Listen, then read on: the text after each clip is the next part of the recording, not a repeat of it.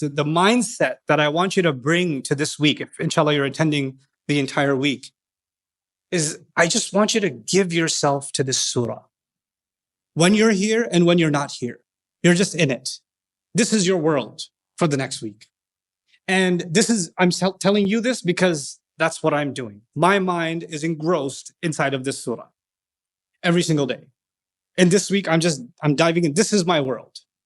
And this is a really beautiful thing to do. Like I see it as, Allah describes his ayat in one place in the Quran. He describes them as risalati Rabbi, letters or messages from my master. I think of it as Allah has written me personally a letter. He's given me this personal message, and I'm going to do everything I can to immerse myself in every word and everything I can get out of this message. It's valuable to me. I'm not going to underestimate it and say, oh, I've read a letter like this one before. Oh, I've heard that one before. I'm coming at it with fresh eyes and with humility. That's one thing I want from you, to get the most out of what we're going to do. The second thing I want you to do is to realize that this is, in fact, every surah is a treasure for myself personally, not for anyone else. It's not, Allah didn't give this for tafsir scholars. Allah didn't give this for linguists. Allah didn't give this for experts. Allah didn't give this for people that have a microphone attached to them. Allah gave this for every believer. And in fact, by extension, every human being. And so if I'm lucky enough, I'm fortunate enough to know that Allah has given me this message, then I'm going to treasure these words, right? I'm going to be focused on them and give myself to them, which then leads me to the next bit of advice. Giving yourself to the surah. Every Muslim, and I've met quite a few Muslims, we all have questions, and you're just itching to get your questions answered. So we could be talking about anything. And when you guys have done your share of lectures, right? And at the end of lectures is a question answer session. And 99.9% of the time, the questions at the end of a lecture, do they have to do with the lecture or no? They don't. And I actually sympathize. That's because most of the time we're talking about things that people can't relate to. And that's why they're asking questions that are actually relevant to their life. So instead of getting mad at the audience, why are you asking that question? Maybe we should be paying attention to the fact that those are the unanswered questions.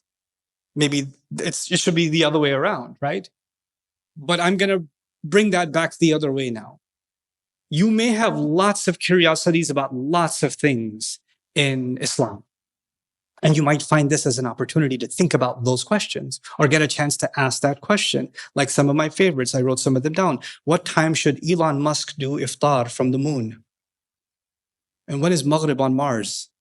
You may have more interesting questions than those. The point is, this week, let Allah be the one to ask the questions.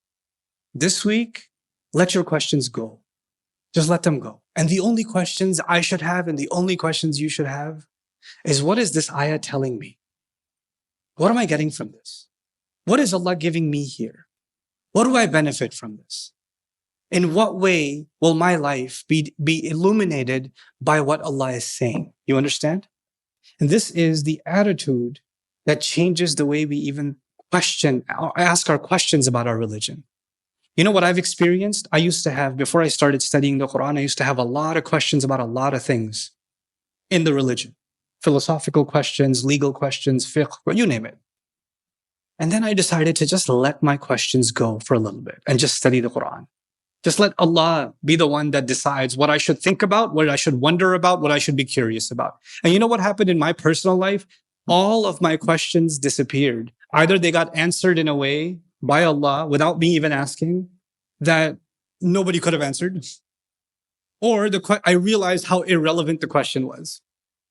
I just realized that because Allah sets priorities too, right?